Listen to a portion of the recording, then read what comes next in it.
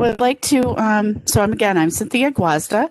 I'm the Community Services Librarian at Hagaman Library, and I'd like to speak with you today about some of our new fiction available, a new adult fiction available at the library this November. I'm going to talk to you about some titles that several of which are historical fiction or coming of age stories. And we have some a Southern fiction, biographical fiction, suspense. So these are some of the, and we also have a genre. Some of the fiction I'm going to share is the genre is called Bildungsroman. A Bildungsroman novel is a novel that deals with one person's formative years or their spiritual education. So it'll be interesting. We have some great titles this month. So I'm going to share those with you now.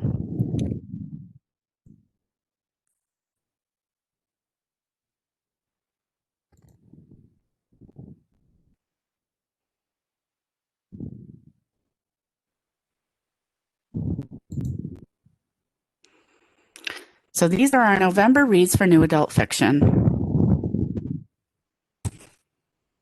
The first title is The Girls with No Names by Serena Burdick.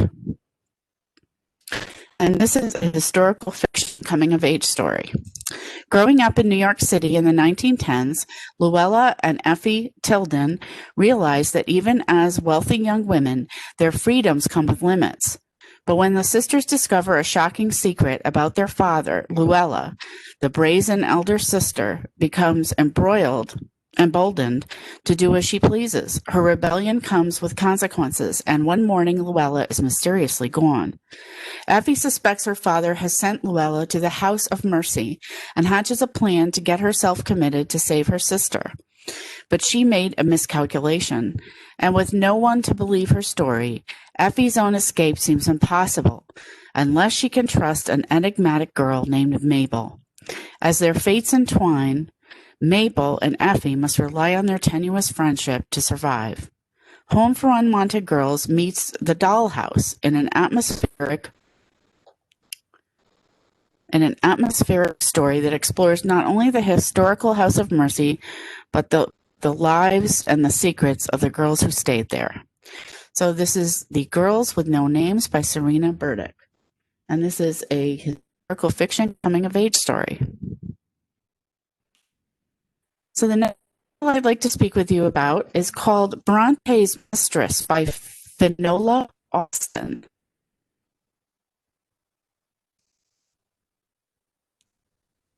Okay. So this is also a historical fiction story.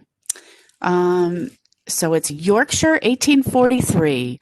Lydia Robinson, mistress of Thorpe Green Hall, has lost her precious young daughter and her mother within the same year.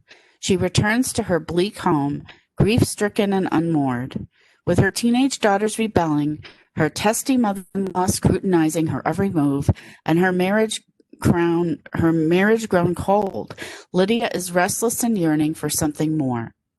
All of that changes with the arrival of her son's tutor, Branwell Bronte, brother of her daughter's governess, Miss Anne Bronte, and those other writerly sisters, Charlotte and Emily. Branwell has his own demons to contend with, including living up to the ideals of his intelligent family. But his presence is a breath of fresh air for Lydia. Handsome, passionate, and uninhibited by social conventions, a love of poetry, music, and theater bring mistress and tutor together, and Branwell's colorful tales of his sister's elaborate play acting and made-up worlds form the backdrop for seduction. Meticulously researched and deliciously told,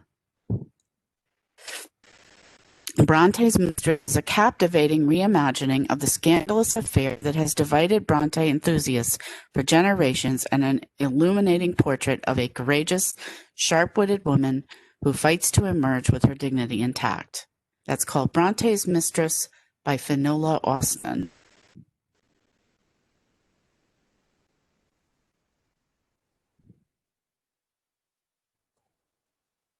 Next story I'd like to speak with you about is a book called Luster by Raven Lilani. This is a literary fiction story, and this falls under the genre of Bildungsroman, a novel dealing with one person's formative years and spiritual education. It's about Eddie. Eddie is stumbling her way through her 20s, sharing a subpar apartment in Bushwick, clocking in and out of her admin job, making a series of inappropriate sexual choices.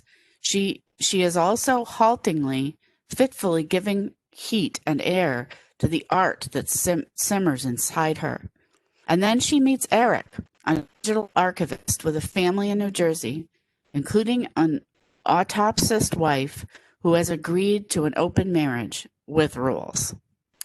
As if navigating the constantly shifting landscapes of contemporary sexual manners and racial politics weren't hard enough, Eddie finds herself unemployed and invited into Eric's home. Though not by Eric, she becomes a hesitant ally to his wife and a de facto role model to his adopted daughter. Eddie may be the only Black woman young Akilah knows. Irresistibly unruly and strikingly beautiful, razor sharp and slyly comic, sexually charged and utterly absorbing, Raven Lilani's Luster is a portrait of a young woman trying to make sense of her life, her hunger, her anger, in a tumultuous era. It's also a haunting, aching description of how hard it is to believe in your own talent and the unexpected influences that bring us into ourselves along the way. That's called Luster by Raven Lilani. The Borgia Confessions by Alyssa Palumbo. This is a historical and biographical fiction novel. During the sweltering Roman summer of 1492, Rodrigo Borgia has risen to power as Pope. Rodrigo's eldest son, Cesare, forced to follow his father into the church and newly made the Archbishop of Valencia, chafes at his ecclesiastical role and fumes with jealousy and resentment of the way that his foolish brother has been chosen for the military greatness he desired. Maddalena Moretti comes from the countryside where she has seen how the whims of powerful men wreak havoc on the lives of ordinary people. But now, employed as a servant in the Vatican Palace, she cannot but be entranced by Cesare Borgia's handsome face and manner, and finds her faith and conviction crumbling in her want of him. As war rages and shifting alliances challenge the Pope's authority, Maddalena and Cesare's lives grow inexplicably entwined. Maddalena becomes a keeper of dangerous Borgia secrets and must decide if she's willing to be a pawn in the power games of the man she loves. And as jealousy and betrayal threaten to tear apart the Borgia family from within, Cesare is forced to reckon with his seemingly limitless ambition. Alyssa Palumbo's captivating new novel is a story of passion, politics, and class, set against the rise and fall of one of Italy's most infamous families. That's called The Borgia Confessions by Alyssa Palumbo. Bad Heroines by Emily M. Danforth. Plain Bad Heroines is horror fiction, gothic fiction, and it also falls under LGBT literature. Flo and Clara, two impressionable students at Brookhorn School for Girls, are obsessed with each other and with a daring young writer named Mary McLean, the author of a scandalous best-selling memoir. To show their devotion to Mary, the girls establish their own private club and call it the Plain Bad Heroine Society. They meet in secret in a nearby apple orchard, the setting of their wildest happiness and ultimately of their macabre deaths. Less than 5 years later, the Brookhorn School for Girls closes its doors forever, but not before 3 more people mysteriously die on the property, each in a most troubling way. Over a century later, the now abandoned and crumbling Brookhorn is back in the news, and wonderkind writer Merritt Emmons publishes a breakout book celebrating the queer feminist history surrounding the haunted and cursed Gilded Age institution. Her best-selling book inspires a controversial horror film adaptation, but when Brookhaunts opens its gates once again, and cast and crew arrive on set to begin filming, past and present become grimly entangled, or perhaps just grimly exploited. And soon it's impossible to tell where the curse leaves off and Hollywood begins. A story within a story within a story, and featuring black and white period inspired illustrations. Plain Bad Heroines is a devilishly haunting modern masterwork of metafiction that manages to combine the ghostly sensibility of Sarah Waters with the dark imagination of Marisha Pessel and the sharp humor and incisive social commentary of Curtis Sittenfeld into one laugh-out-loud, funny, spellbinding, and wonderfully luxuriant read. That's Plain Bad Heroines by Emily M. Danforth. Leave Behind by Roman Alum.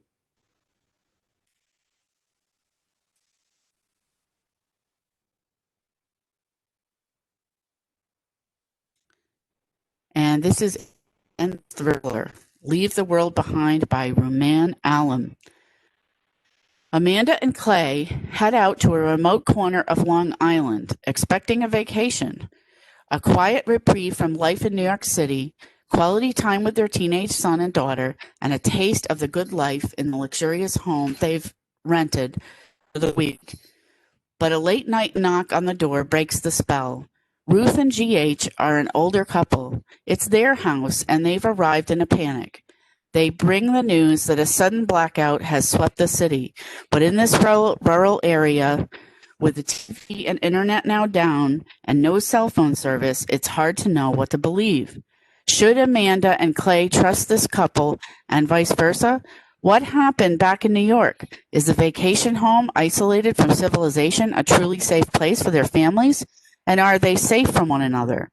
From the best-selling author of Rich and Pretty comes a suspenseful and provocative novel keenly attuned to the complexities of parenthood, race, and class.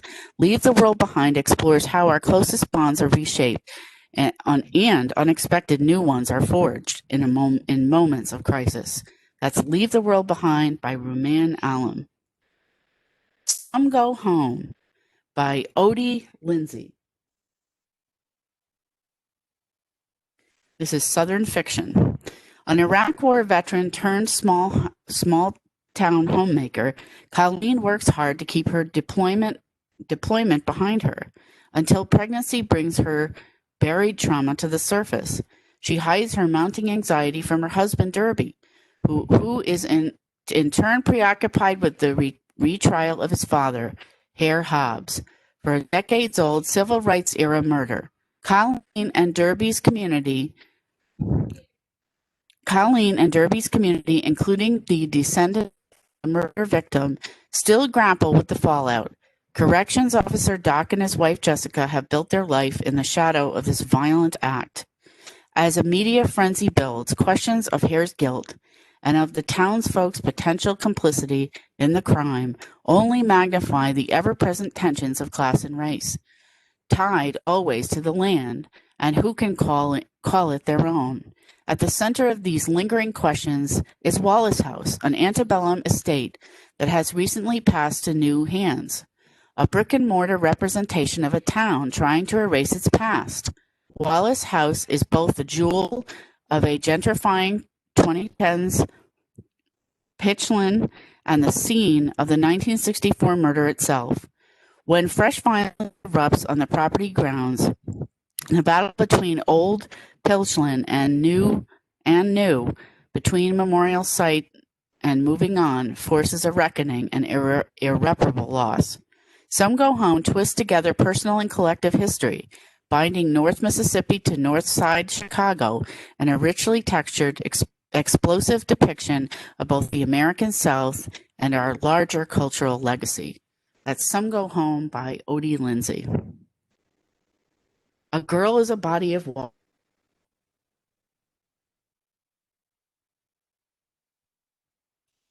And psychological fiction, and also the Bildungsroman, which is a novel dealing with one person's formative years in spiritual education. And it's called A Girl is a Body of Water by Jennifer Nanzabuga Makumbi. In her 13th year, Karabo confronts a piercing question that has haunted her childhood. Who's my mother? Karabo has been raised by women in the small Ugandan village of Nateta, her grandmother, her best friend, and her many aunts. But the absence of her mother follows her like a shadow, complicating these feelings of abandonment. As Karabo comes of age, she feels the emergence of a mysterious second self, a headstrong and confusing force inside her, at odds with her sweet and obedient nature. Seeking answers, Karabo begins spending afternoons with Nasuta, the local witch, trading stories and learning not only about this force inside her, but about the woman who birthed her, who she learns is alive but not ready to meet. Nasutu also explains that Karabo has a streak of the, quote, first woman, an independent original state that has been all but lost to women. Karabo's journey to reconcile her rebellious origins, alongside her desire to reconnect with her mother and to honor her family's expectations, is rich in the folklore of Uganda and an arresting exploration of what it means to be a modern girl in a world that seems determined to silence women. Jennifer Nanzabuga Makumbi's unforgettable novel is a sweeping testament to the true and lasting connections between history, tradition, family, friends, and the promise of a different future. That's A Girl is a Body of Water by Jennifer Nanzabuga Makumbi. And that's the end of our presentation.